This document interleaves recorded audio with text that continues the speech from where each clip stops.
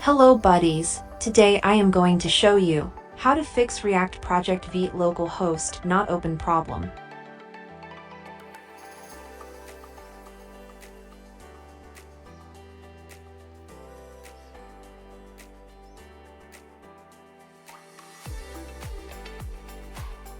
Press Ctrl J to open terminal. Run the first command, see it's not work.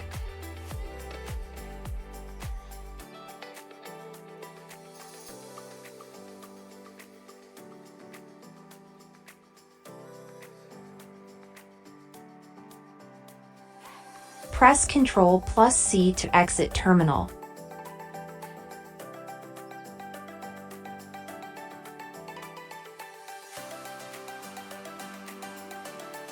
Now run the second command, let's see, it's work.